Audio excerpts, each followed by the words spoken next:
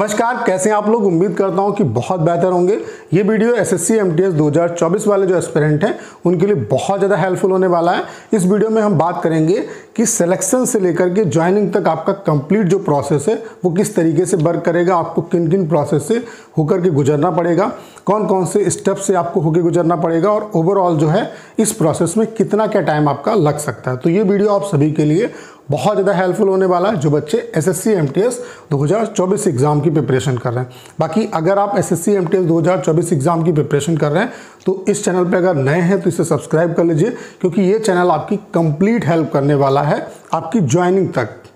और यहाँ पे क्या है कि हम आपके लिए एक इनिशिएटिव भी ले रहे हैं। हम आपके लिए all India weekly live mock भी करा रहे हैं, उसके अलावा सेक्शनल जो मॉक हैं वो भी हम करा रहे हैं, क्योंकि एमटीएस पे क्या है कि मोस्टली जो चैनल है वो एमटीएस पे ध्यान नहीं देते हैं। तो एमटीएस वाले जो एस्पिरेंट हैं उनके लिए ऑल इंडिया, स्पेशली एमटीएस 2024 वाले एस्पिरेंट के लिए all India weekly live mock होता है, जो कि संडे वाले दिन होता है। ये एप्लीकेशन पे होगा। एक मॉक आपका हो चुका है, उसका सोल्यूशन मैं कराऊंगा। बाकी इंग्लिश का जो सोल्यूशन है वो सिलेक्टेड जो टीचर हैं वो आपके कराएंगे, ठीक है। तो संडे को होगा और 8 बजे से ये लाइव रहेगा। हर संडे को हुआ करेगा 8 बजे से अगले दिन 8 बजे तक रहेगा, यानी कि 24 घंटे के लिए लाइव रहेगा। बाकी लाइव होने के बाद इसका जो नेक्स्ट डे रिजल्ट है वो मैं डिक्लेयर करूँगा और आपका जो सोल्यूशन है मैथ्स का मैं कराऊंगा, बाकी इंग्लिश का जो सिलेक्टेड सर हैं वो आपका कराएंगे, ठीक है। तो ये जो आपका लाइव मॉक होगा तो इसे आप जरूर अटेंड करिए। उसके अलावा यहाँ पे हम ट्यूसडे और आपका थर्सडे को इंग्लिश का ऑल इंडिया लाइव मॉक करा रहे हैं। ये भी टाइम जो है यही रहेगा, सुबह 8 बजे से अगले दिन 8 बजे तक रहेगा, ठीक है। तो इसको भी आप जरूर अटेम्प्ट करिएगा, क्योंकि इंग्लिश और जीके जीएस की इंपॉर्टेंस बहुत ज़्यादा है, ठीक है। तो चलिए आगे बढ़ते हैं। सबसे पहले तो आपका जो, चूँकि यहाँ पे क्या है कि सिंगल एक एग्ज़ाम है, स्टेज 1 है और स्टेज 1 के बेसिस पे ही आपका सिलेक्शन होगा। यहाँ पे स्टेज 1 में ही सेशन 1 और सेशन 2 दो सेगमेंट में बांटा गया, लेकिन ये दोनों पेपर आपका एक ही साथ होंगे। मतलब 90 मिनट का ओवरऑल आपका पेपर होगा, जिसमें सेशन 1 के लिए आपको 45 मिनट मिलेंगे, सेशन 2 के लिए भी आपको 45 मिनट मिलेंगे, ठीक है। सेशन 1 ओनली आपका क्वालिफाइंग नेचर का है और यहाँ पे जो आपकी मेरिट बनेगी वो सेशन 2 के बेसिस पे बनेगी, जो कि आपका है इंग्लिश और जीके जीएस। लेकिन सेशन 1 की इंपॉर्टेंस तब हो जाती है जब आपके सेशन 2 में मार्क्स सेम होंगे। तो इस वजह से क्या है कि सेशन 1 में बहुत ज़्यादा ध्यान आपको देने की जरूरत नहीं, लेकिन आप कम से कम लास्ट 3 इयर्स के अगर पेपर कर लोगे तब भी आपका मैथ्स और रीजनिंग में कोई आपको प्रॉब्लम नहीं होगी, वो आप इजीली क्वालिफाई कर ले जाएंगे, ठीक है। अगर आपको यहाँ पे सिलेक्शन लेना है तो जीके जीएस और रीजनिंग में आपको बहुत अच्छे तरीके से काम करना होगा। बाकी मैथ्स और रीजनिंग में क्या है कि आप अगर प्रीवियस जो क्वेश्चन है या जो मॉक टेस्ट हो रहे हैं उनको ही अगर आप प्रैक्टिस करते रहेंगे तब भी आपका काम चल जाएगा, ठीक है। तो एक सिंगल आपका एग्जाम होगा और उसी के बेसिस पे आपकी मेरिट बनेगी और उसी के बेसिस पे आपका फाइनल सिलेक्शन होगा। यहाँ पे ये बात आपको ध्यान रखनी है कि यहाँ पे अगर आपको सिलेक्शन लेना है तो यहाँ पे कट ऑफ काफ़ी हाई जाती है। उसके अलावा UR, OBC, EWS, SC, ST की कट ऑफ में बहुत ज़्यादा डिफरेंस नहीं रहता है, लगभग आपकी ये मान के चलो सेम आपकी रहती है। तो आपको अपना जो टारगेट स्कोर है वो 130 के आसपास रखना है, तभी कहीं ना कहीं यहाँ पे आपका सिलेक्शन हो पाएगा। आउट ऑफ 150 की मैं बात कर रहा हूँ, और ये स्टेट वाइज आपकी यहाँ पे कट ऑफ जाती है। तो जब आप फॉर्म भरेंगे तो सभी स्टेट को आपको प्रेफरेंस देना है। ये बातें मैं आपको पहले ही बता चुका हूँ, ठीक है। क्योंकि इससे फ़ायदा आपको क्या होगा कि किसी स्टेट की अगर मिनिमम कट ऑफ जाएगी तो वहाँ पर आपका सिलेक्शन हो जाएगा। यहाँ पर बच्चे ऑल इंडिया और ऑल स्टेट में भी कन्फ्यूज रहते हैं। ऑल इंडिया अलग होता है और ऑल स्टेट अलग होता है। आपको ऑल इंडिया में भी प्रेफरेंस देना है और ऑल स्टेट का अलग से प्रेफरेंस देना है, मतलब सभी स्टेट को प्रेफरेंस देना है।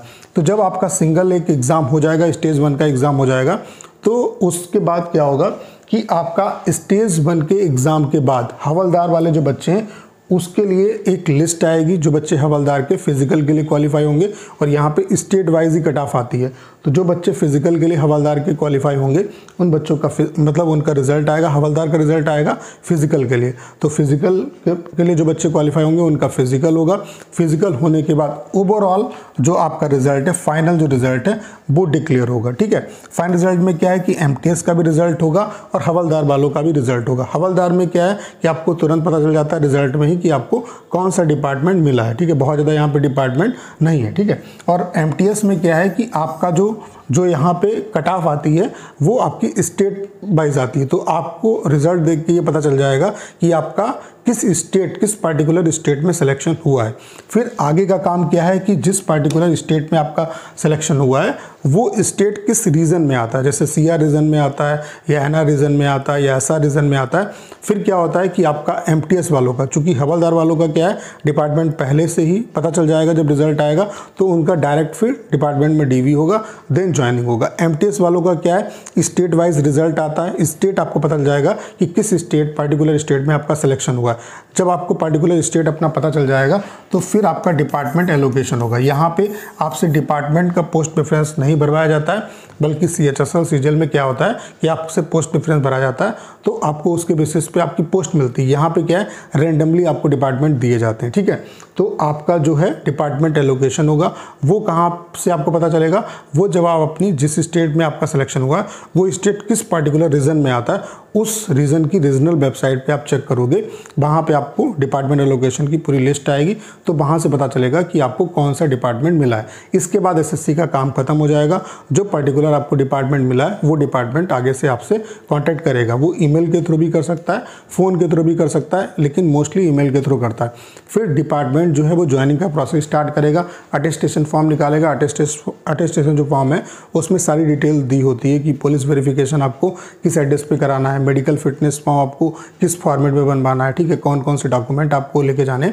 तो पूरी फाइल आप तैयार करोगे, उसे ऑनलाइन भी सबमिट, कोई डिपार्टमेंट जो है वो ऑनलाइन भी करा लेते हैं, बाकी फिजिकली भी आपको डीवी जो है वो कराने के लिए बुलाया जाएगा। तो जब आपका डीवी होगा उसके बाद आपका ज्वाइनिंग जो लेटर है वो इशू होगा और देन आपकी ज्वाइनिंग होगी। और हवलदार वाले बच्चों का डायरेक्ट डीवी होगा, फिर आपकी ज्वाइनिंग जो है वो हो जाएगी। तो ये प्रोसेस होता है। और अगर हम टाइम की बात करें कितना टाइम लगेगा, तो आप ये मान के चल सकते हो कि 1 साल के अंदर लगभग ये प्रोसेस कंप्लीट हो जाता है, अगर चीज़ें सही बेसिस में चलती हैं। बाकी डिपार्टमेंट टू डिपार्टमेंट ये वेरी करता है। कुछ अच्छे डिपार्टमेंट होते हैं जहाँ पे मतलब रिजल्ट आने के बाद ज्वाइनिंग प्रोसेस में टाइम कम लगता है, कुछ में क्या है ये टाइम और भी ज़्यादा लग सकता है, ठीक है। तो उम्मीद करता हूँ कि सारी जानकारी आप अच्छे तरीके से समझ पाए होंगे। करना क्या है, इस वीडियो को इधर शेयर करना है। उसके अलावा अगर आप चैनल पर नए हैं और आपने अभी तक इसे सब्सक्राइब नहीं किया है तो प्लीज़ चैनल को सब्सक्राइब करना मत भूलिएगा।